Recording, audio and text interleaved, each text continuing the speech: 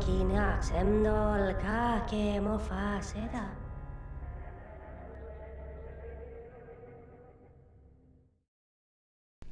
This is Talking in Stations, an EVE Online podcast recorded live on twitch.tv. This is Season 3, Episode 2, the first episode recorded on a Thursday. It is currently Thursday, July 11th or 12th, depending on your time zone. My name is Artimus Albosa. I'm a member of Pandemic Horde. Joining me today, as always, we have co-host RonUSMC. Hey guys, very happy to have Winderco on tonight. We do, and we'll be introducing a number of them a little bit later. Ron himself fights them quite often, being a member of Test Alliance Please Ignore.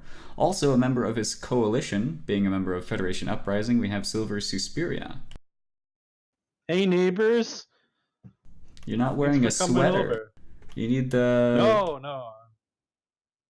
Oh, well. I got a proper shirt, and I got glasses, and I got stuff, yeah. We'll work new on season, your... new look.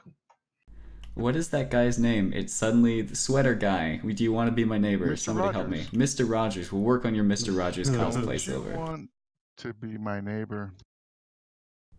Another different stream, Ron. Different stream. Okay, first up on the list of guests, we have Fayral from the Kronos Ritual. Hey guys. Also joining us today, we have Rusrog from Fraternity. Hello. Another member of Fraternity, we have Samm Gengod. Hello. Another member of Winter Coalition, we have Maverick Jeffery of Vindictive. God bless you all. And rounding out the list of guests tonight, also from Test Alliance Please Ignore, is Seddow. Howdy. Or Seddow, or people apparently have fun mispronouncing his name all the time, but we're gonna try and stay consistent this show. Alright, well let's jump right into it. We have a bunch of guests from the fighting down south, so let's get started by talking about this fighting. Somebody just throw it out there, walk us through a quick TLDR of what's happened in the last 2 weeks or so. So the war has continued, much to the chagrin of everyone not reporting it. We continue to fight, and it has, its ups and downs in the sense of there's constant timers, but not lots of really big fights. But recently we just had a really big fight. It was a lot of fun, and Russ was talking like it was, 36 minutes of solid fighting with, talking like 2 hours of preparation beginning in the beginning of that, and then, half an hour to an hour afterwards. And what was great about that fight is tonight we have the FC from Legacy, Seddow, and then we have the FC from Winterco, Rusrog. So that'll be interesting. And the other kind of interesting thing about this past fight is it's actually now starting to hit citadels, right? So citadels have been avoided for the most part because there's no real gain. But the other day it was Fortizars. So it's starting to heat up. Might simmer down, but might heat up again. We don't know yet. All right, well, let's talk about this fight that happened. Looking at the battle report, we had around 440 on the Legacy Coalition side, half of those being from Test themselves. And then over on the Winter Coalition side, we had around 240, with 160 of those being from Fraternity themselves. And it looks like the fight happened over a Fortizar, is that right? Yeah, it was Fort. I think Sub Squad's missing on the battle report too, because they showed up and did absolutely nothing. But there was a Stuka fleet from Sub Squad too. They were supposed to help shoot the Apostle, and I don't think they ever even shot it. No, they boosted 6 battleships and then left the grid. So mad props to them for trying. All right, well let's get down to business then. Looking at the battle report, the Fortizar died, and 67 bill worth of other ships, well I guess more like 57 bill worth of other ships died along with it on the Winter Coalition side, but 11 bill died on the side of Legacy Co. What fleets were roaming around besides the Stuka fleet? What was the story of this fight? We were playing whack-a-mole with forts all day. I think we had 7 or 8 forts on final timer that day, and we were just basically dealing with every single one that came up. This was one that was a little bit further away, so we prepped for it, we farmed for it, and we said, let's just go for it, because ultimately just sort of watching structures rep or letting structures go is kind of boring. So let's have a good fight for it. Mind you, we rolled out Mega Doctrine as well, so might as well give it a shot. Sort of get people into it, get a good taste of it. I think it went as expected.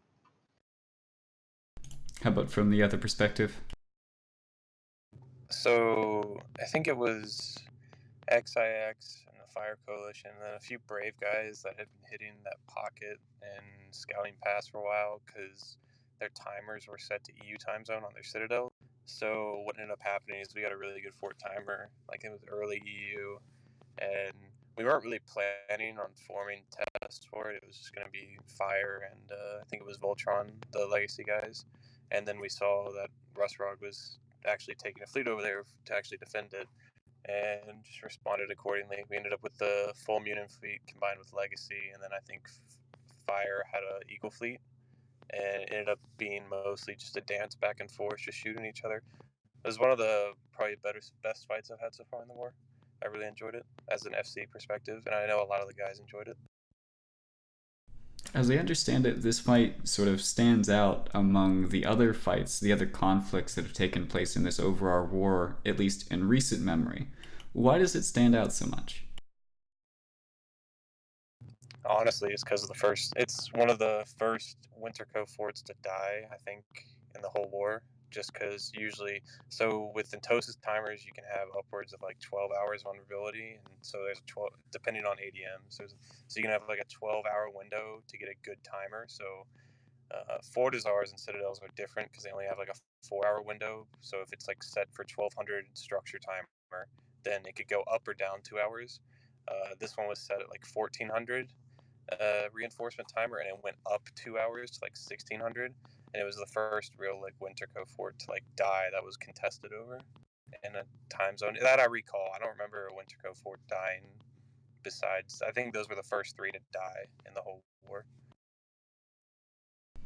Curious. So it's interesting to me that this fight took place in Scalding Pass, which, if we look at the map, is north and east of Fraternity space, whereas Legacy lives on sort of the south and west side. So how exactly did you guys maneuver yourselves all the way up and around Winterco space, and to what extent is this Fortizar death valuable in the whole overarching war effort? So if you look at Dedoroid, you have 2 main entrances from where test stages in most of Amencia. You have the IES route, which is constantly sino-jammed. Basically, any system in range of Legacy is constantly sino-jammed. And then you have the 77S gate and the 4060P gate, which is most of the time you can't really do much on that gate just because of how it's set up, because it's a big regional gate. You can't jump caps to either system. You have to actually take the gate. So a lot of the past few weeks have been we've been trying to do stuff in Dedoroid, and they focused on raising ADMs and the western ADM or western side of Dedoroid.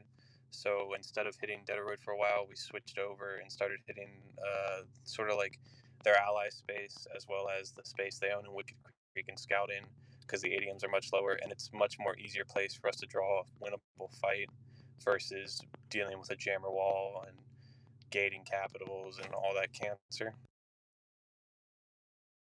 Curious. I'm wondering, from the Winter Coalition side of things, you guys have very much built a wall, be it of Sinojammers and ADMs, or simply of pure fighting strength on the border with Legacy Coalition. How has this sort of pivot of focus away from that direct connection between you two towards other areas of space affected your plans or the operations of your coalition as a whole?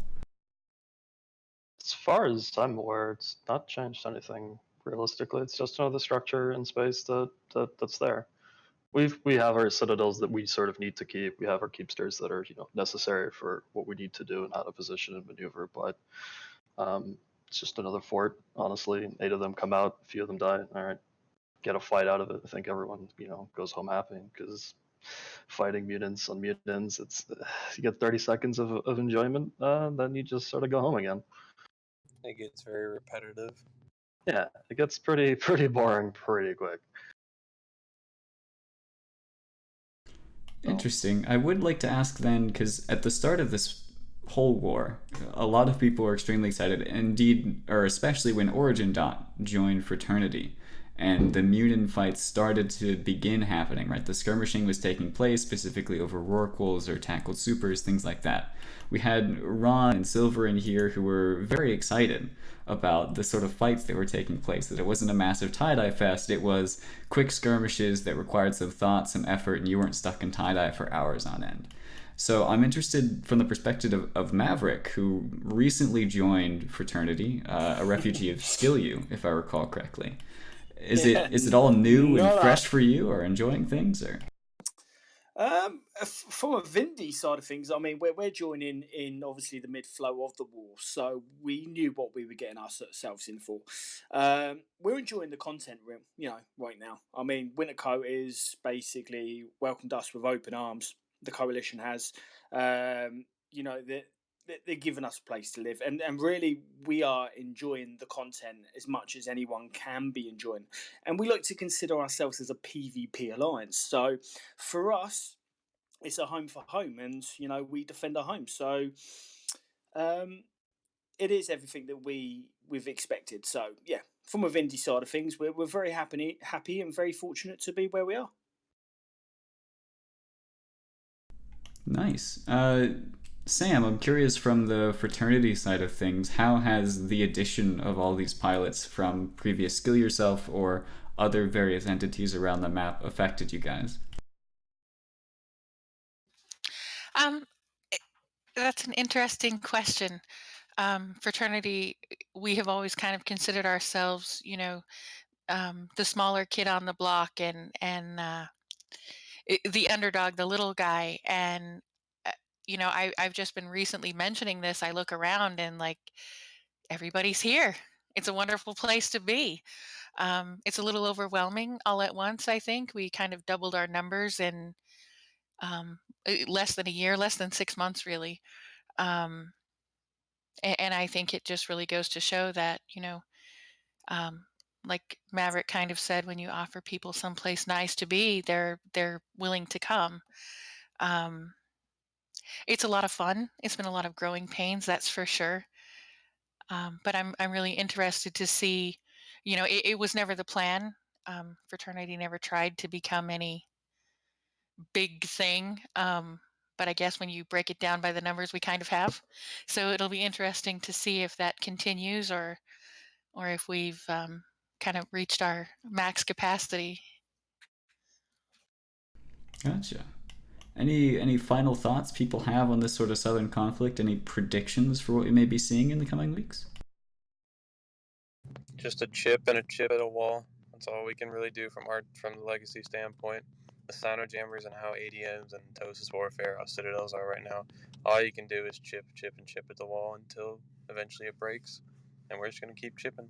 We're having fun doing it. I mean, I've had the most fun I've had in this game since I started playing, I think, from an FC side. I know a lot of the pilots who play under me have said they've had a lot of fun. So it's just going to be keep taking fights where we can, keep winning where we can, take anything that's engageable, have fun while we're doing it. On our side, there's really no pressure from pilots to really join fleet. It's like, hey, if you're going to be around, join it. There's not really been everyone drop everything and get here, because we get to really choose. From an attacker point of view, we get to choose more or less what fights we take. So, I think it's going to get a little interesting with blackout, though, right? Like how definitely. Oh my God, please. Yeah, I mean, so part of what makes this a slow fight, other than the jammers and stuff, is perfect intel, right? Like if I go in, if I want to take my fleet and I want to disrupt their mining, or if I want to disrupt ratting, they're instantly on me. I mean, we went over there last night into Fraternity space and flew around with a Frat interceptor attached to my butt the whole time. So it's difficult on both sides to get any disruption done or to do any like side harassment. And also, when you're building up for fights, you could just see system spike. And I know there's ESI information and stuff that you're still going to be able to get, but that local, no fog of war, perfect information that both sides have make this a real grind. So I'm interested to see what happens when we have a real fog of war involved here, where we could get some real disruption in. Are people going to dock up and try to wait out 3 weeks, or what's that going to do to ADMs? I think that has a chance to really shake things up a bit. Before we get too far into this discussion, I sort of want to set the stage for what we're talking about here for anyone who's been living under a rock, basically. As a result of the Drifter invasion, so to speak, which were talked about in excess on the Sunday show, so if you missed that and are interested in that particular topic, definitely go check it out. But as a result of that, essentially the computer systems that handle local, at least from a lore perspective, can't handle it anymore. There's too much activity, drifters are making a mess of things, and so as a result, local is going to black out. Basically, because of the increased drifter activity, you will no longer be able to see pilots in local as soon as they enter your system. It will instead go over to the way wormhole local currently works, which is confusingly called delayed local. So essentially, anyone can come in and out of your system without you knowing. The only way someone will show up in local chat is if they talk.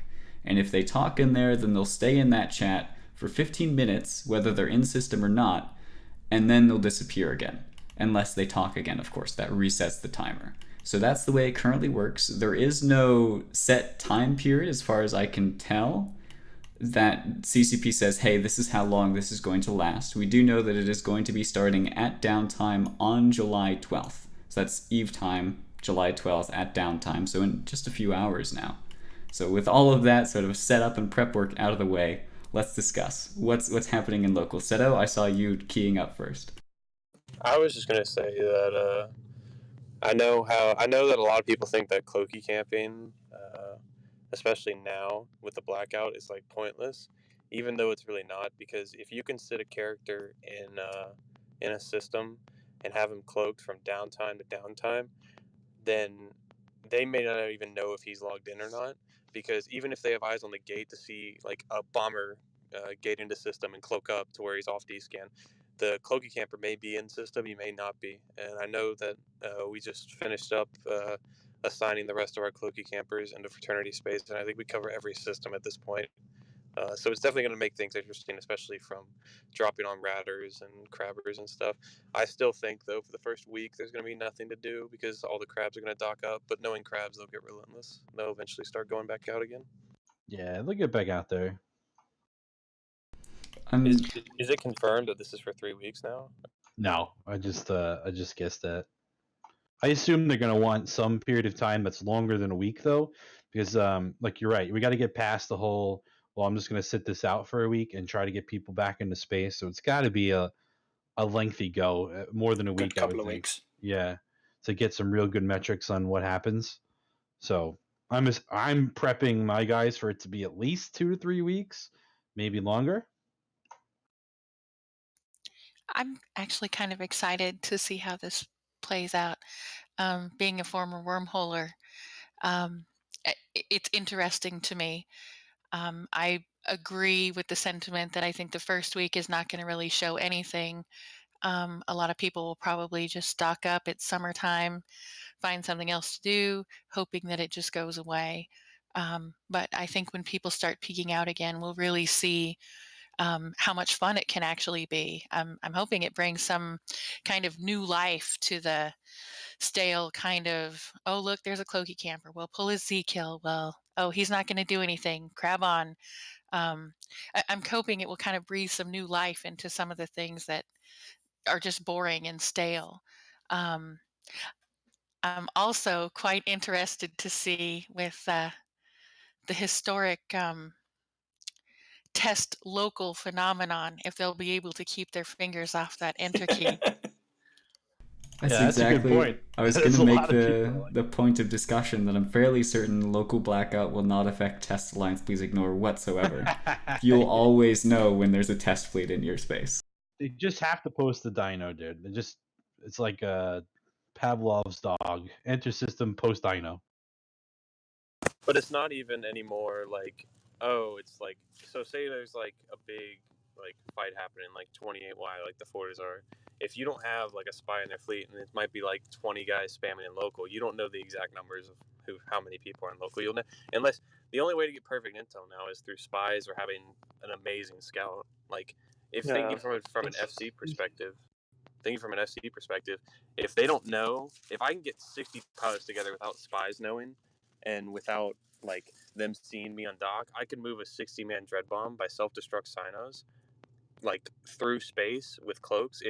If they aren't hitting D-scan, or if I find empty systems for sure, then a 60-man dread bomb can take 2 mids undetected as long as there's no spies or anything like that.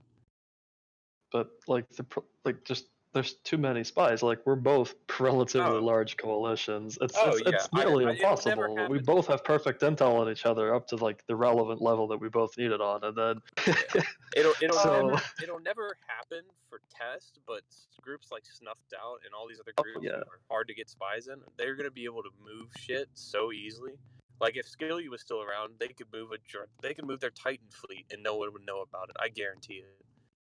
Yeah, but here's the cool thing I'm looking forward to, right? Yes, both coalitions are going to have perfect intel at the very top strategic level, right? So like these big fights that are coming, you're going to have your spies, you're going to know what's coming. But on like the lower side of things, skirmishes should happen more organically because we'll be moving around and you can't see me coming, or I can't see you guys coming, or we'll just bump into each other on a gate and be forced to fight each other. You know what I mean? That's the kind of thing that I'm looking forward to kick things up on the mid tier. You know, just bump into each other and be like, well, guess we're fighting, you know. Whereas now I can kind of jump in and say, oh man, there's 80 in here, I got to back up, you know. It's interesting. We've been talking. Go ahead, Ron. You know, I know everyone's super excited about the hunter aspect, but I'm not sure that everyone is taking into account the amount of work that they're going to have to do as a hunter. It's not going to be just like how it is now, and then without local, like without them just knowing you're in the system. Like, you're not going to know where they're at in the system. You're not going to know how many there are. You can look at Dotland and you can look at, the deltas, but it's going to be a lot of work. It's going to be a lot of probes. It's going to be a lot of D-scan, especially like on the really big systems. Like, you're just not going to be able to D-scan all those.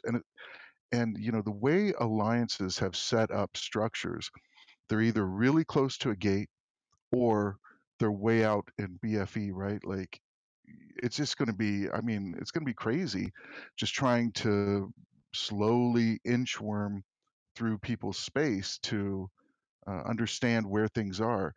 I mean, that being said, the maneuverability of large fleets is going to be pretty insane, right? I mean, you're going to see a flash on the gate, for like 2 or 3 seconds, and next thing you know, there's 70 ships landing on grid with you. If you're in a belt or something, right? That'll be the easiest thing to find, is just anomalies and things. Well, I do think you're kind of underestimating, especially like small groups like the Kronos Ritual, our ability to move through systems. It's not going to really be that much slower. We have tackle alts. Everyone has tackle alts, and you can leapfrog. We can send, I'll grab the next system. The next guy is going through to the next system, and we're all flying relatively small, fast ships. I really don't see, from our perspective, that hunting is going to be much slower.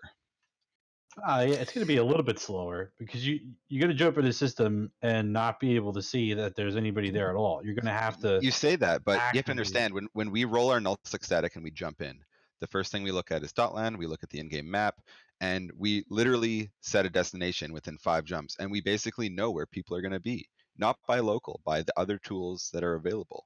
We know we're going to jump through 4 systems of nothing to these 3 systems that are going to have activity. So maybe you guys should rat in those systems, I guess, is the answer. But, I don't really think it's going to be too much slower, you guys. I know we're a niche playstyle and not everyone has a null-sec static, but it's not going to be much slower. I'll tell you right now. Oh, you're a wormholer? Oh, that's my bust. You guys are, you just play on a different level, obviously. I mean, I'm talking like normal people, like plebs. not wormholers. You guys are special. So I think it's interesting to listen to all of the perspectives about what kind of content this is going to bring. And I've kind of been listening to membership talking over the last week or so about all these wonderful things we can do with bombers.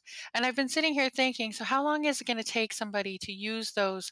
Oh, look, we're in system. Nobody can see us. We've scanned down a Rorqual, and it's total bait. I mean, that possibility is going to be real too. Just because you scan down the Rorqual doesn't mean you went far enough in the system to scan down the fleet that's waiting for you. I mean, this could really be fun. Like, you have to really calculate if the risk is worth it. You know, I know where you guys hunt. I know where Kronos Ritual hunts in our space. I know where Test hunts in our space. Baiting is not hard. So we'll see. We'll see. I think it might be a lot more fun than anyone really anticipates. Sam, please bait me. Yeah, I want people your want to be content. baited too. The whole dynamic of the crabbing aspect will change a lot. Here's my only concern though, right? I'm the we lead a small group, and we have a lot of space to maintain. We're in an active war. I kind of rely on the casual ratter that's doing it at work who can't be on comms to sort of maintain that level of ADM we need. Those guys are probably going to have to go away. And I'm also worried that a small group like myself is going to see some of my miners and ratters be like, man, I just can't live one jump from the enemy anymore. If I can't even see them come in local, I'm going to need to go to some place that's safer, and I'm going to lose a little bit of my industrial core, to deeper. Maybe they want to join Test, maybe they want to go to Delve, maybe they want to go somewhere that's not one jump from Fraternity, because that map that you just had up there, I'm literally one gate from Fraternity, right? I literally have very little warning at all if you're coming. So there's some downside there. I mean, the meta definitely needs to be shaken up, but the little guys are gonna have to fight to keep their guys happy and adapt. Just think- bring more. And I think the little guys might have to, get into a smaller area of space where the size of your alliance can effectively gather enough intel in real time without local to keep those kind of guys safe. If you have friends nearby and somebody comes in, it's more likely that someone will notice them. Like right now, being Sure. spread out is just, you're just asking to die a horrible quick death.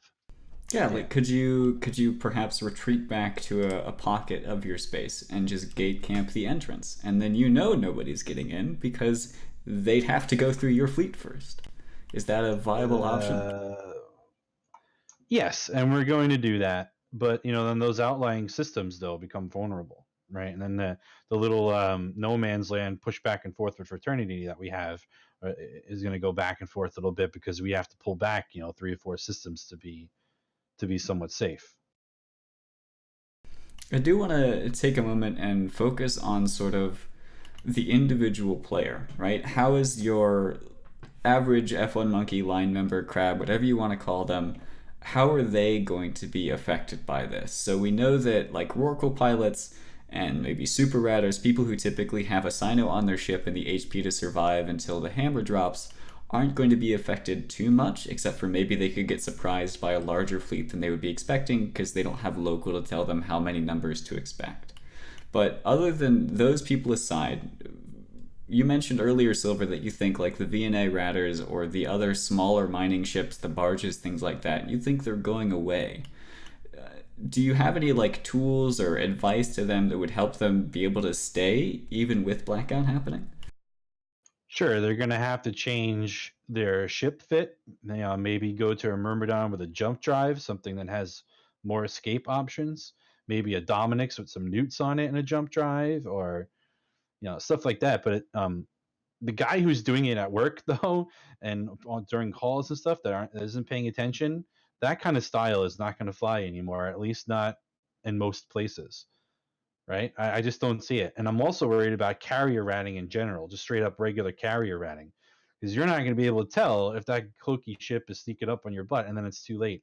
And typically a carrier doesn't have the EHP, a ratting carrier doesn't, to survive a decent blops drop even to get help. So I'm worried about the little guy carrier ratting. I'm a little worried about the guy that's doing it, casually.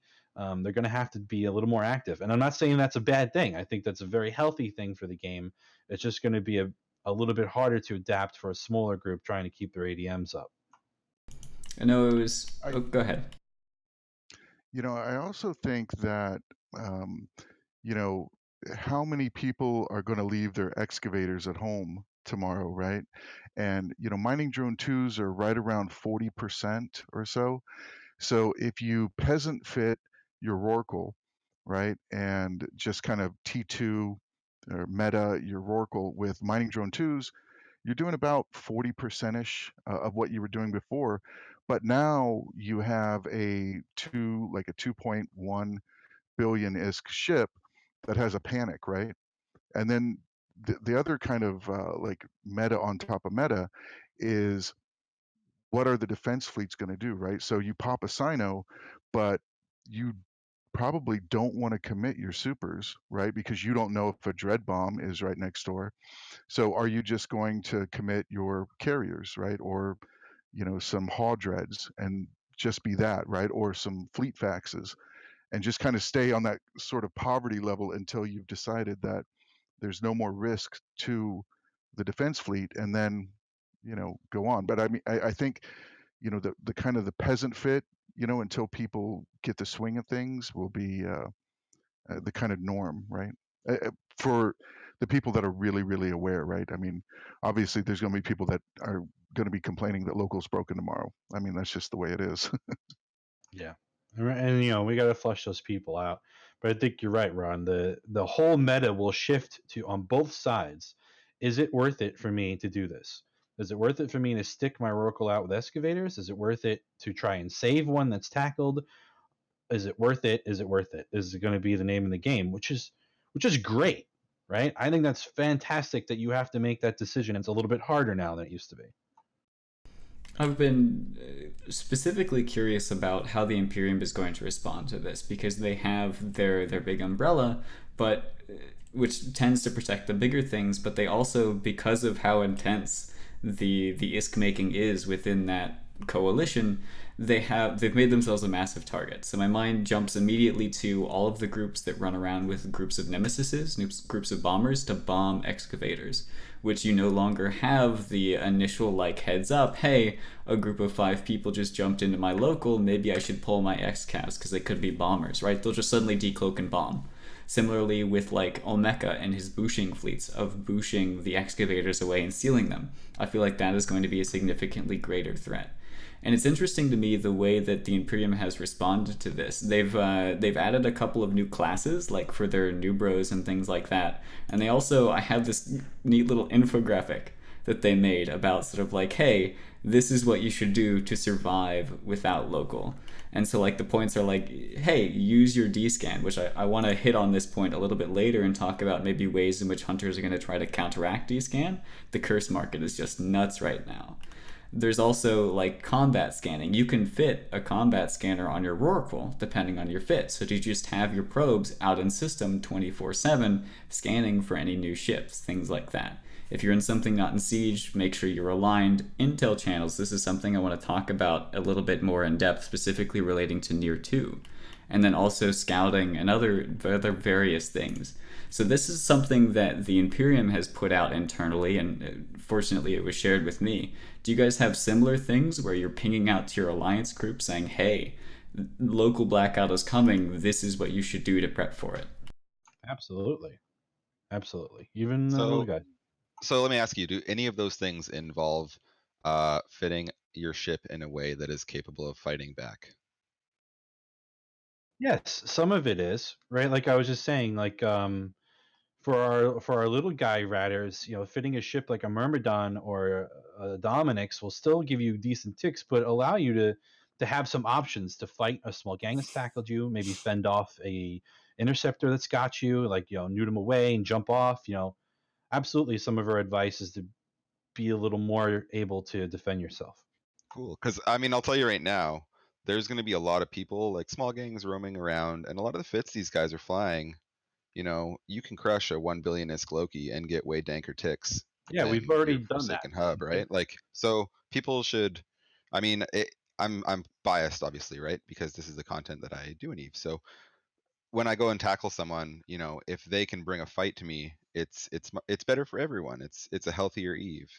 I think we're putting too much focus on running just because there's no local. And I know people are just trying to be efficient, and I know they're, you know, just trying to make ISK, a lot of them. But maybe alliances on your guys' level should look at building community and teamwork and being on comms and, you know, all those things that create a really tight bond that a lot of the smaller groups like mine have. And I know we're totally playing different Eves. You guys are doing empire building, and that's great. And that's the beautiful thing about Eve. But I can't help but think everyone's going to get a little bit better if null-sec in general takes the line of, you know, fighting back a little bit more rather than just trying to run away. Well, sure, and I Hey, can completely agree with you. But hold on, you make a very good point that we play two different Eves, right? So what you're saying sounds awesome, and a good portion of my guys are rah rah, yeah, we're going to bond together and fight anybody that comes in. But there is a large portion of my alliance and other alliances that just don't do that. They don't want to play that way. They don't like playing that way. So I kind of have to find ways to take care of them too, because I need them as much as I need my rah rah guys. So, and I think it's about risk versus reward, right? Um, so let's just take it as an example. So, Fair, let's say your gang comes to our system, right? So you and I happen to run into each other. So how often will that happen? Will that happen once a week, once a month? And in that month, how many times am I going to be doing whatever I was doing, right? So if I do, you know, whatever you run into me once a month, but I do that twice a day, I've done that 60 times and I got caught once. So, you know, in my mind, it's like, why would I want to change everything? And I lose 1/60th of, you know, of whatever money I had. So, you know, for us, it's more about the mass, right? It's can I do this 400 times, and it's acceptable to lose 10 of those, or you know, 10% or 20%, and at what point is that still viable to do, right? Or you know, to do income. So I get you on, you know, fitting ships and this and that, but you know, it's kind of like the lawyer when they talk about, you know, the seat belts or whatever. It's how many lawsuits can you know, we sustain versus do I change every single fit, right? Yeah, and I mean, if you're only getting caught 1 out of 60 times, it sounds like blackout isn't going to be a problem at all for ratters, because that's a pretty good, you know, chance there. We'll have to see, right? We'll have to see how it all shakes out. It's going to be a very different experience for everyone. I think my experience is going to be very different from what Delve experiences, right? You know, or what Test in general experiences, or what the North experiences. I mean, a lot of different people are in different spaces will feel this differently. I'm interested in Sam's perspective on the whole conversation regarding, or Sam and anybody else from Mecha, frankly, the conversation regarding protecting your crabs and fighting back, because it's been a running joke that I've seen that Fraternity will aggressively fight to defend their crabs. Like, it's expected that if you hop into a system with Rorks mining in it, and whatever anom they're in, yeah, sure, there will be a bunch of Rorks, but there's also going to be 2 Hicks and a Hodred there too. So I'm interested in, what's your guys' perspective? Are you going to be stepping that up at all? I know you mentioned baiting before. Do you have any particular plans or just overarching things that you want to discuss? So I think hearing an outside perspective about Fraternity is always interesting. When you see standby ships guarding a Rorqual, those ships generally belong to that Rorqual pilot. We're not actively sitting around. I mean, really, whose members are going to sit around actively on a mining belt just waiting for somebody to come? That's ridiculous. But there are people who are capable and wealthy enough to have their own little mini PvP force with them to protect their Rorqual for sure. But I think what we're really looking at here and talking about is the economic sense of protecting our miners. I mean, sure, if you grab one of our Rorks, we're going to come and fight you to the death over it because it's a good fight. But at the end of the day, um, you know, that Rorqual being out there mining is adding to our local economy. And if we lose a Rorqual, all the other Rorquals that are still mining are still adding to the economy. So the risk versus the reward is always keep people mining as long as you can. I think the whole Goon's economic philosophy is honestly brilliant, and I'm not afraid to say that publicly. I think you trying to even imagine how you would break that economy is just an awesome thought process. It's just mind-boggling. So actively protecting Rorquals is for me, and I know for a lot of people in winter, kind of a fun thing to do. It's a fight that, oh hey, look, they're here to fight. Let's undock and go fight them, and maybe we lose a Rourke. Maybe we don't. It's and generally we save them, but it's a lot of fun, and so I think that this might even step that up a little bit and make it a little more exciting because now, you know, there's no hey, there's 35 guys hunting Rourks in the region, get ready. It's hey, there's 35 guys on my Rourke, hurry up. So I think it ups the stakes a little bit, but I think it'll still be fun. I mean, we're about fighting for our stuff and fighting for our space and fighting for our pilots, and there's not a lot of separation if you think about it. The guy in the Rorqual right now is the guy who's going to be in the fleet in 10 minutes. I mean, these are it's the same nerds, they're getting their money for their PvP ships. So yeah, we're going to support that. It's going to be a lot of fun. Interesting perspective there. So I want to quickly discuss for a moment the meta, so to speak, of what kind of ships we expect to be seeing used, right? Assaulting Rorquals is sort of a thing in and of itself because you're expecting a different sort of response fleet. But I'm curious, especially because we have Fayral on today, who does a lot of the small gang roaming sort of stuff. Are your ship types is your preference for ship types going to change because local is going to away? I'm specifically here thinking back to the market for curses and other force recons, which don't appear on DSCAM. And as soon as the blackout changes were announced, immediately spiked in price. Is this something which you think is actually going to come to pass, or is this just rampant speculation that's not actually going to affect you?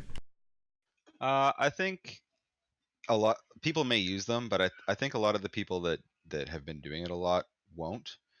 And I say that basically just because, being immune from DScan, if you just have a Cop Ops cloak, you're only on DScan very, very shortly. I know when you're going through gates, you're back on D, but I don't really see them being that effective at roaming around. The go-to ships are still going to be your really fast warping, fast tackling ships with the damage coming in behind. One place I can see the recon ships working well is in DD hunting, just because you'll be able to be in local, and they won't know you're there. You'll be able to find out where they are, especially if you have like a blue spy to hand over a bookmark of where they are, something like that. That's something that a lot of the DD hunters do, is use blue spies to kind of figure out where they are. So from like my preferred game type of just a small game roaming, essentially, I don't think it's going to be used much more than it currently is.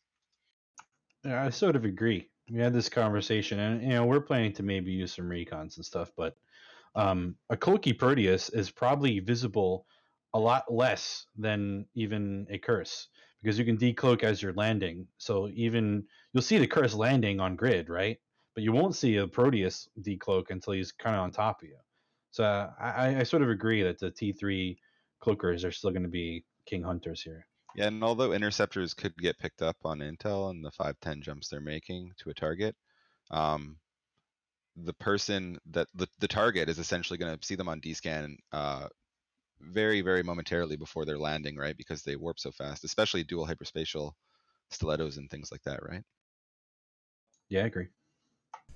Let's shift our Wonder- focus. Oh, go ahead, Ron.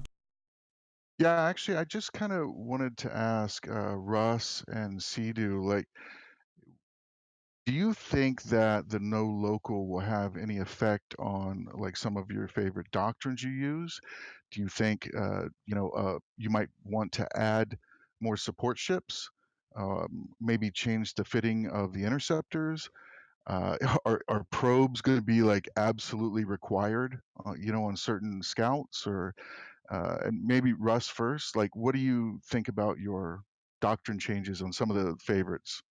For set piece fights, there's no change required because you kind of have to show up to the same grid. We're not going to be looking for each other, especially when it comes to Citadel timers, as far as that goes. As far as adapting to, say, bomber wings, like hiding and shit, again, like the point being, we have near perfect intel on each other. There's no. I'm not going to be able to hide the doctrine that I'm going to run the same way that Seddow's not going to be able to hide it for me. So we know what's going on there. So realistically, for set piece fights, no. Maybe for roaming, there's we've all had our own ideas. I've seen some of the stuff that the test guys have been brainstorming, which is pretty cool. We've got our own little sort of thing that we're coming up with. So we'll see how that pans out. But this is sort of it's like throwing spaghetti at a wall. We'll see what sticks. Let The me only ask you. thing I could say is really that I just could get a group of like 40 guys together in the ham legions I run every now and then, and it could be harder to find us, or near impossible to find us, just like covert ham shit. Yeah, but we could still run locators knowing that you're foreign. Yeah. There's still ways to find me. Exactly. There's It takes no way me the not extra to. 30 seconds. I guess that's 5 minutes locator, whatever. Yeah. I mean, kind of in the spirit of blackout, let me ask you guys this. I've heard the recurring theme of, that you guys have very perfect intel on each other. Do you think Eve would be in a healthier place if you didn't have perfect intel on each other? Yes. Yes. I definitely think that. I think everybody should make an agreement together to just get rid of that whole system. It's crap. Yeah, I you think it takes so first. much away from the gameplay. I agree, and that's why I feel that blackout should be permanent going forward. I know, it's not on the doc to talk about, but some of the structures that CCP may in the future bring some of the function back, or maybe unknown function, who knows? But I really feel that blackout is a good change going forward permanently, because even on the meta large empire building level, it does decrease the amount of intel you guys have on each other, or some of each other. I know some of you guys are infested with spies, some groups aren't. So I really like that about it. I like the spy thing though. Like, I have always wanted to do the spy thing in Eve, or at least the theoretical, like the articles that you read about old-timey Eve when we didn't have ESI and API checks and all that jazz, where people would infiltrate a corp and just utterly destroy it. Like, that sort of thing, I think definitely draws people into Eve, and it's something I've always dreamed about doing. So I'm not particularly happy that you're suggesting, hey, let's all just agree never to do this gameplay anymore. No, don't misunderstand me. That type of gameplay, I think, is its own whole thing, and that's definitely part of the game. But this other kind of next level thing that's going on these days, I think, is just a little bit. I don't know. It's not my thing. Not my thing. I understand for a lot of people, it's kind of the thrill of getting the information ahead of time. And do I have more than them? And I understand it, but um, I think the whole, infiltrating a corp and gaining all that trust and doing all those things, that takes a lot of work and a lot of, speculating and can I really do this? And are they going to catch me? But I think the rest of this nonsense, just log in on somebody's auth with your token and have your relay running. I think it's I think it cheapens the game. That's all. One thing this change does do is it brings a new kind of role that, I mean, I know Scout has been a role in Eve for players, but I think it really expands that, where you could go out by yourself and roam around in like a hyperspatial interdiction nullified T3 and just scout your local area, like scout for your alliance, scout for your fleet mates, let everyone know, and maybe the people be appreciative of that and throw some ISK your way. I don't know, but it does definitely expand on that role, where scout was previously just something someone did during a fleet. Now people could definitely actively scout at all times. I know for me, like when I'm out in a Rorqual fleet with Pandemic Horde, oftentimes, well, always, we have scouts in various locations. And oftentimes, one of those locations that I will do is in a system watching a regional gate. Because we know if a dread bomb is going to come, it's going to have to take that regional gate into us. And so one of the things I'll do is I'm not even watching local on that screen. I'm just zoomed in looking at that gate, waiting to hear the sound of that gate going off. And that will tell me, hey, look back at that screen. And having no local won't change that whatsoever. Same thing with like watching an NPC station where you know a dread cache is staged. So I know the idea is you can theoretically move that dread bomb, but if you do, people will know, hey, a dread bomb has been moved, and I can even go and check Dotlan and say, hey, where has a Sino been lit in space recently? Maybe I should go scout that system. I'm wondering if maybe the problem could be the amount of information available through the ESI and stuff like that, less than through local itself.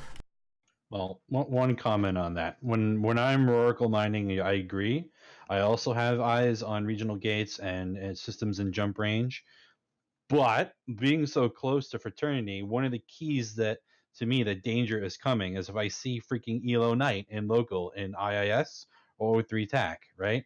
If his character moves from O3 to IIS, my ears perk up. And I have very little time. He moves so fast that he can undock a fleet, jump within one, and be on top of me in like a minute or two. So local is going to take away that early warning signs that I should be paying attention because I know who is going to attack me. I don't, most of Fraternity are line members, but it's those key members that are online and where they are that is what tips off I got to be ready, right? You getting tackled is our intel, by the way. Just throwing that out there. Well, yeah, I'm Believe happy that's to called provide that bait. service for you, Ron. But yeah, so me not being able to see key FCs and key people that I know like to whale is going to take away. And I'm not saying it's a bad thing. It's probably a good thing, but If I could give some unsolicited advice to those key people and key whalers, get an alt, and then they can't do that anymore, even if local comes back. It's really hard. People get complacent. They do. They mine for a few days and everything's okay, and then pretty soon their eyes wander to the YouTube and wander away, and they get lost in web searches and they get caught. It's the same story every time. Like, weren't you watching local? What about your D-scan? But somebody linked this video and it was funny, and then you're tackled. I think that's hilarious what you said about Elo, and I didn't really understand that name phenomenon for a long time. But then I saw it in action. Somebody had tackled one of our fellas. I think he was ratting or mining something to load everybody up on the Titan, ready to go. And Elo's like, "How many people over there? Hold on. Open the bridge. I'm going to go by myself." He literally bridged in a Lachesis alone. Nobody else took the bridge, and the tackling fleet left the system. This actually happened. It was hilarious. And that really kind of opened my eyes to that key name thing that you were talking about. So I've been thinking about some ways to counter that as well. So keep watching local. Back in the day, they called that ticker tanking, right? Because 3 or 4 years ago, or whatever, the -10, right, for PL, if people came in with the -10 ticker, it's like, oh, are these guys, mining, or are they, the lead scouts for a dread bomb, right? So, name tanking is also a thing, right? Like you see Elo, or you see any of the big guys, Amazing J, right? Like Amazing J and a Rorqual is not, not mining. Like there's something fishy going on, right? You can't expect everyone to stare at their screen while they're mining too. Like, everyone's going to be doing something else. Like, I used to work with mine. I'd always be doing something else. You can't physically just stare. You get bored out of your mind. sure. But the way that I do it, like on specific fleets, is that I have multiple people watching so that there is not one person. So you're going to have to get more like that. I think you're going to have to pay more attention or you're just going to die. So driving the game towards I have to pay attention more now than ever is a good thing, because it means you're actively at your keyboard playing, right? And if we wanted to dig down sort of to the nitty gritty details of what to do to scout and to survive and things like that, you can always, if you are a scout and you're worried about not paying attention for long enough, like I said, look at the gate, turn your volume way up, and you'll be able to hear anytime somebody jumps through it. And then if you're not a scout, you're one of the crabbers who's out there, look into a tool, for instance, Near 2 is extremely popular and is the reason, myself included, a lot of people are saying Blackout isn't going to have as outsized an impact as many people are saying.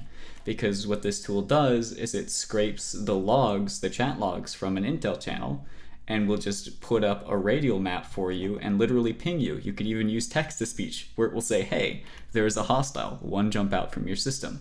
So if anybody in your multi-thousand man alliance happens to be one jump out from your system and notices this guy on a gate with him, or your scout just happens to be paying attention at that time and they report it in intel, you have an audio cue in your headphones saying, hey, dock up, hey, refit the combat or pull your X-Cavs in, something like that. Yeah, but I'm telling you, man, that may work deep in territory, but in my space, there's not people sitting on gates watching people gate fire, dude. Like the risk level is going to be much higher. I don't care what the tools say, you know. Absolutely. Have you considered anchoring bubbles? I hate anchoring bubbles. That often makes things way worse. Because yeah, you slow the enemy down, but you slow everyone else down too. That's not a great answer either. I mean, if you're mining, what I've done is do stop and drag bubbles at my work location. That's better, but go ahead, Ron. Sorry. But no, you're fine. But I mean, the thing is, like with Intel, right? So typically we have, and I'm sure most alliances and coalitions, we like very clean Intel, right? Like system, a name, and number and ship or no visual, right? So uh, the thing is, though, with this, you're only going to see a flash, and for a second or two, apparently there's going to be 40,000 curses running around for whatever reason, and you're going to see like white, and that's it for like a second and a half as it warps off, right? So you're going to one newt, on the gate, like you hear the flash and you look over, oh, two oranges, and you just put that in intel. And by the way, just throwing this out there, to catch an interceptor on the gate, you need a 4,000 signal strength. So just throwing that out there. And a good connection to the server, so I'm told. Yeah, you still need good latency too, yeah. I happen to live in London. One slight caveat, just I can't let it go, is that if there are 40 curses roaming around, or any fleet for that matter, if you're watching a gate when a fleet jumps through a gate, it literally sounds like a machine gun going off in your headphones. It's like over and over. There is not a chance you miss that. And with the way that fleets warp around and align to gates and things, if a fleet is moving, you're gonna know that fleet is moving, because bads will always be bads. In any case, let's move back into the specific things of how to survive with locals. So we've gone through, definitely be using your D-scan, definitely be using combat probes that'll help solve the curse problem, so to speak. A lot of things we're suspecting will be saved by Sinos. The FCs that we have here, do you run the combat drops like a Rorqual gets tackled and I jump in the super fleet to save it? Is that something that you guys do? Ron, what happened on Monday? Last Monday. Which one? What happened? When my Rorks got tackled.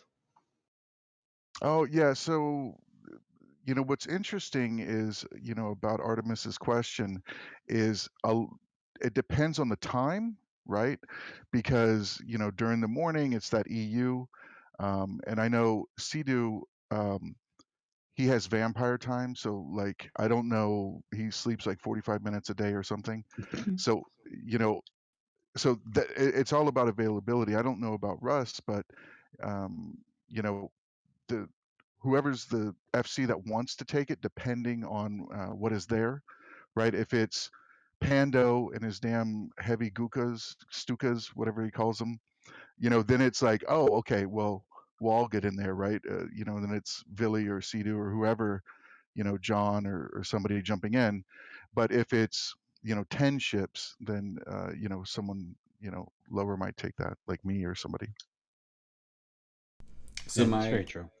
the end of my question was going to be, if somebody was actually one of those work FCs, I was going to ask, like, if you have your Ratters suddenly in Dommies or Myrmidons or something like that, and they get tackled and they light their Sino and speak up on comms, are you actually going to risk jumping in to save them in case it's bait? Like Fraternity just happens to have emitted their Dread Bomb into range of that system, and so whatever you drop into that Sino is going to just get wiped to the floor? Are you going to risk that for Myrmidon, or are you just going to say, sorry bud, you're dead? No, we don't do that today though. Like we don't drop expensive stuff to save VNIs and Dommies and things, right? You say that. I mean, some do. I feel like but, Fayral has some experience that's here not he the wants to first share. reaction, right? That's not the first reaction. We don't go, oh, VNI lit your Sino, drop all your supers. Definitely not my first reaction. So I Come on, don't. Fayral, vent for us. No, it's a valid part of gameplay. I'm not going to vent about it.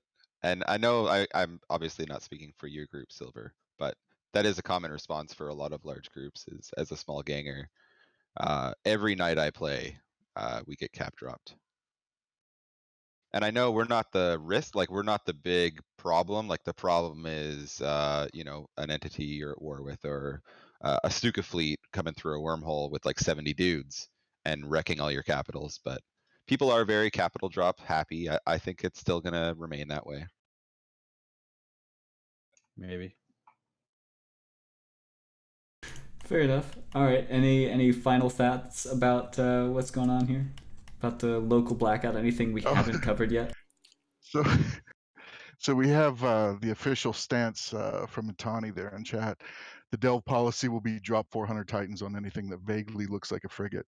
But he said that's how it is today. So there's no change. So that's that's their side. My side is, what about bridging in some subs? let's feel out the waters first. Jesus. Yeah, I think that'd be more common, right? If a roar gets tackled or a super gets tackled, bridging in sniper harpies to clear tackle or bombers to bomb off bubbles or something, maybe a first response just to see what happens. Which we typically do that even today. One thing I've heard lately, especially in the small gang community, is a cry for some kind of change to Sino mechanics or inhib mechanics. What do you guys think about that? Do you think there needs to be a change there? Some things Absolutely. I've heard are like 30-second spool ups or a time delay spool up before you can jump. And then when inhibs, on the subject of inhibs, things like quicker, inhib deployment, things like that. You guys think that needs to be a thing? Look, I don't think there's going to be any argument for anyone here that inhibs are broken, right? I use them so tactically, it's stupid, right? I don't, you can put them up, they can't be taken down in less than 30 minutes. You can take them right back down. Like, I think there should be no damage cap on those things. I think they should be able to be one shot, in my opinion. As So far as you're Sino delay, defensively, right? Right? oh Like yeah. So if I work mine right, I'm typically going to deploy a tactical jammer, so then I have more control over what's jumping and when, right? I don't have to worry about certain ships now because you can still let a covert Sino fine, but you can't really drop a hell on my head without me knowing it, right? and that's so interesting because like from our perspective, whenever we tackle O'Rourke, we're trying to get that Sino inhib up before he lights a tackle. Sure, So but I can control that a little better, right? You can't just warp to my system with a hyperspatial something, light your signal, boom, 4 hells, my Rourke's dead before you can even panic, right? Which typically happens. If I have the Sino jammed and then you're going to drop one to prevent from help from coming, that's okay. You still have to online it for 60 seconds. I can see it. I can immediately drop mine like my Sino. You know what I mean? I yeah, always for have it sure. manned, by the way. Like there's always somebody sitting in there to drop the jammer, and it drops instantly. That's also a bit broken, I think. Like you shouldn't be able to drop it instantly. It has a 5-minute online timer. Why can it come offline instantly? That's not how the old ones worked. How Yeah. about a perspective from the folks in Fraternity who apparently have been using Sino inhibs, or not Sino inhibs, Sino jammers, which are the flex structures, to great effect in their defensive war? I mean, they're fun, right? No, Do I Sino sense a whiff jammers of hate sarcasm fun. there? They hate fun. They're there. Like, if you want to get the Sinojammer down, go toast the iHub for it. So we're back to mutant fights. So that's kind of boring. So, but they're very, very good, especially for an alliance or for a coalition that is not maybe not capable as fielding a large cap fleet at the same time zone or in the same sort of, for the same fight. They're a pretty good sort of way of deterring that and forcing it back down to the subcap fight. So, got to play for it. With regards to being a structure that you can always have up and put it up online in 5 minutes, it's just there. And unfortunately, most of them are on Q stars, so you can't really contest them. You got to go for the iHub. So that's basically it. Was the original question about the mobile Sino inhib though? Maybe I got that wrong. Yes, it was the deployable. Yeah, I don't think that's broken at all. Honestly, it's pretty balanced, right? It takes a minute to online. I should be able to see it and light my Sino before it goes online. That's on me if I don't, right? I mean, I think it's a nice tactical tool, and there's counterplay to it. As far as instantly lighting Sinos, I go back and forth with this on my head, because part of the argument I hear is, well, in wormholes, there's no Sinos to begin with. So the blackout has a bit of a more severe effect because you can instantly light a Sino and jump a fleet. I don't know, guys. What do you think? I don't know that a delay is going to fix anything. It might cause more problems than anything else. Because if it's a delay, you could kill that Sino ship before something comes through. That might be too easy to do then, right? Well, whenever... Oh, go ahead. Isn't it the case of when I'm using a Sino with Hib, it's great. When it's being used against me, it's broken. I mean, it ultimately comes down to that. All it really is. I think Sinos and the inhibs, I think that's all really balanced gameplay. I think, my thing is when someone wants to nerf those, I always ask them, what low-sec or wormhole do you live in, right? Because because they're pretty balanced, and there's so many things that can go wrong, and you can just look at the Z-kill of things that go wrong, and people don't have their overviews updated, or they don't have ozone, and all of these little things all add up when they're under a lot of pressure. They're getting jumped immediately. It's I think they work really well. I mean, you can't talk about game balance and then use I don't want to be rude, but the stupidity of players as a supporting argument and why something shouldn't be nerfed, right? Like, this is Eve. This isn't a hand-holding game. Null-sec groups already have a plethora of one-ups on small gangs that are roaming around. You have Anzablex jump gates. You have superior numbers. You have whatever ships you want pre-staged nearby. You have, right? Like, you have tons of people for intel. So I personally think that you'd get a lot more content and fun when people can't just jump a bunch of caps onto a roaming gang instantly. And like, usually they don't get any kills. Sometimes they do, but usually they don't because everyone's kiting and they just kite away. But some of the most fun engagements I've had is when a small group is trying to take out a small gang of caps, not just like the hammer. So again, and I understand that it's just the gameplay differences, but I think we could find some common ground in engagements. If there were very, very few changes made, one of them would be to the mobile Sino inhib. It sounds to me, Fayral, like you're a fan of the idea to put mass limits on what can jump through a single Sino. That way you have to jump through small groups of caps or have multiple Sinos. I mean, what do you want to see changed in both of those Sinos and inhibs? Okay, well, first of all, I'm not a game developer, so I can tell you what the outcome is. I don't really know. I'm not going to say how we should get there because, I'm not a game developer. But I don't really feel like when a inhib goes down that any current Sino should really be active anymore. If you have 60 seconds to be like, oh, someone's tackled my Rorqual, I missed all the other clues that someone was already tackling it or nearby. Look, I'm half shield. I'm just going to boost up instantly and light my Sino. Like, it doesn't matter if an inhib goes down. So there really isn't counterplay because we, as the small group, are relying on the player being dumb to actually get an inhib up and being effective. because it doesn't matter. He, as long as he has liquid O in his cargo, he can just keep that Sino lit for an hour if he wants. No, we can't. No, it won't cycle. No, it's Once they one get him cycle, down, it's dude. one cycle. Yeah. And very often, one cycle isn't enough to get help. This happened just the other night in Detroit. Tackled the Knicks, and he was able to light a Sino, but it went out before help came. I mean, if he has a Sino lit for 10 minutes and a response fleet can't get there in 10 minutes, I feel like the issue isn't the Sino cycle speed there. Quick format. 10 minutes can take a lot longer than you expect, or a lot shorter than you expect. Sorry, said that wrong. It can be really short sometimes. Yeah. Especially depending on where it is tackled, what's coming for it. There's a lot of factors that come into it. I can understand your perspective on that. Like, yes, a lot of things could come up in 10 minutes, but to another degree, how many of those things are within your control and how many of those things are outside of your control?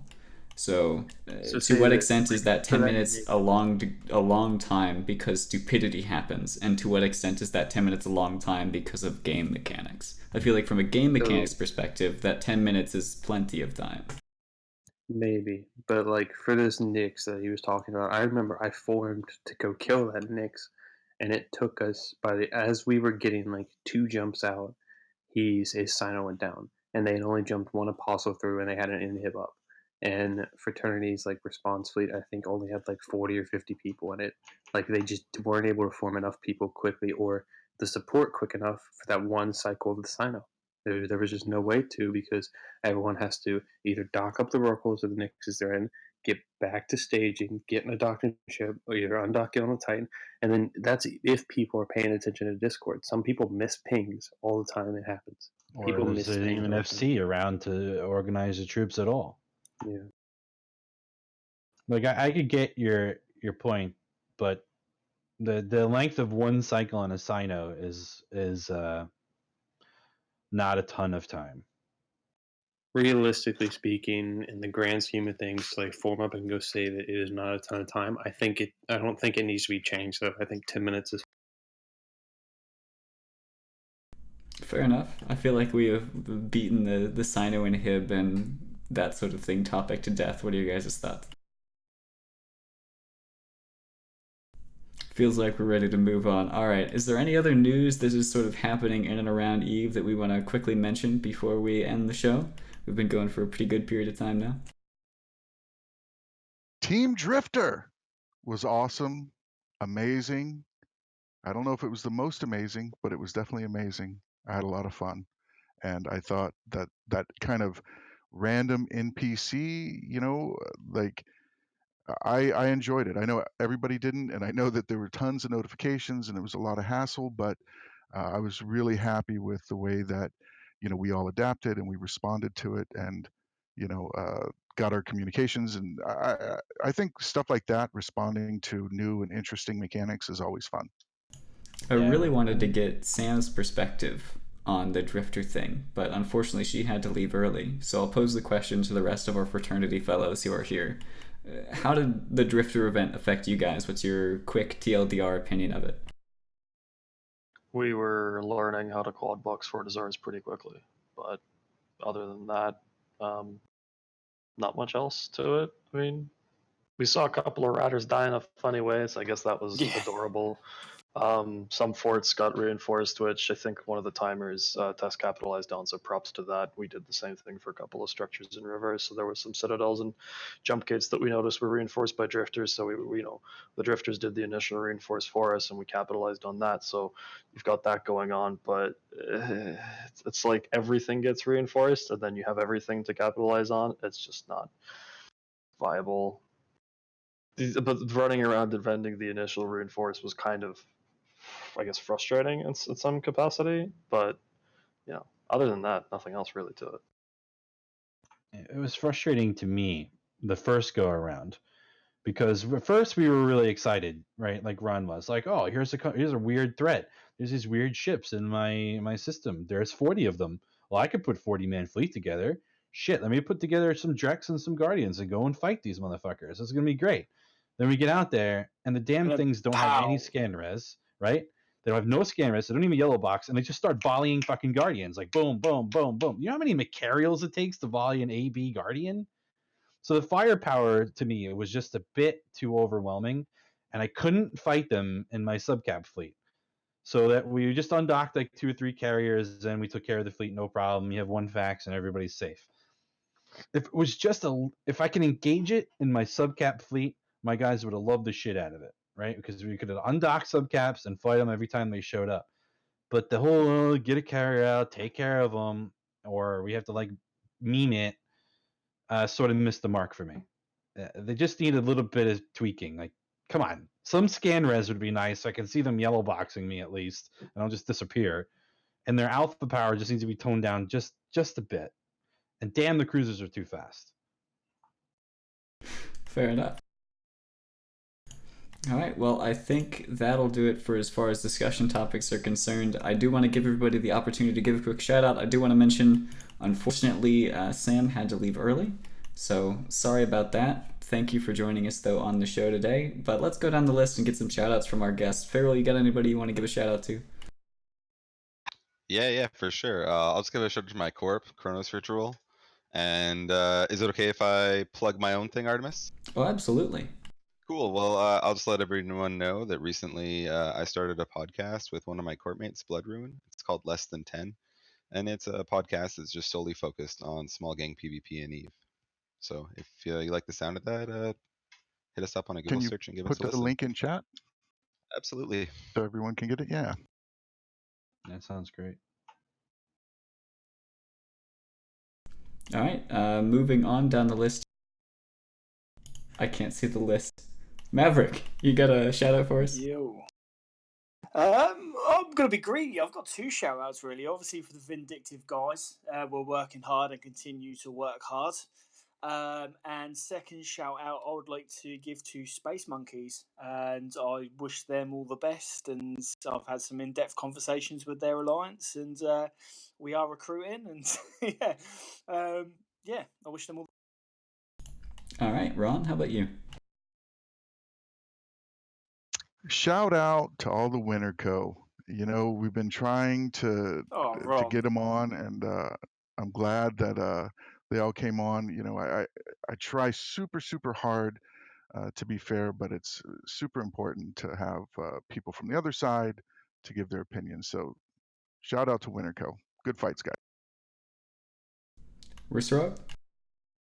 Shout out to all the good boys that go on fleets and actually participate in meaningful content. You know, because FCs without you wouldn't be able to do anything. So. Right on, Silver. Yeah, I was gonna follow the same route that Ron did. I was gonna give a shout out to my Winterco guys. You know, we're neighbors, especially Vindictive, right? We fight you guys all the time.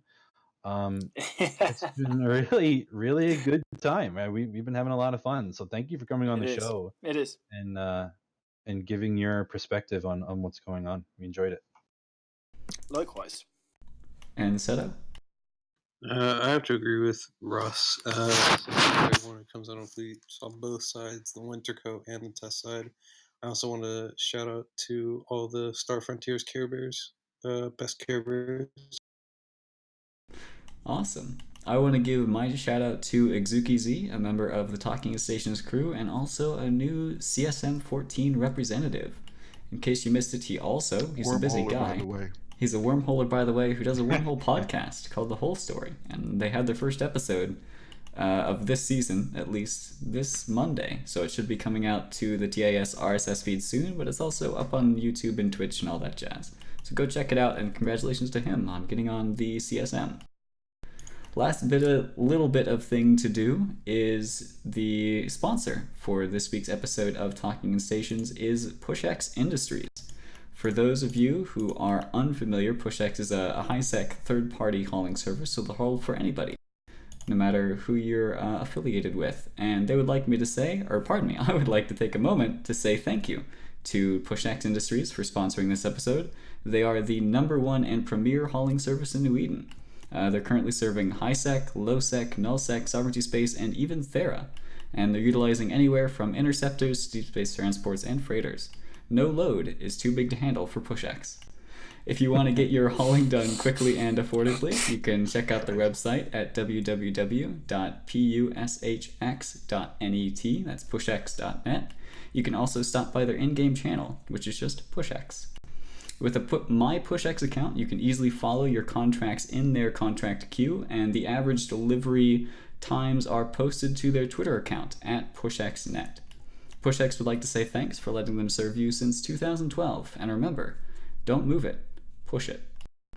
That'll do it for this week's episode of Talking in Stations. We'll be back again on Sunday and next week on Thursday. Don't forget to check out the whole story if you missed it and you're interested in that sort of thing. Thanks again to all of our guests for joining us this week. We had a fantastic group of them, and there are so many I don't have time to roll through their names because we gotta end this thing. Thanks, guys.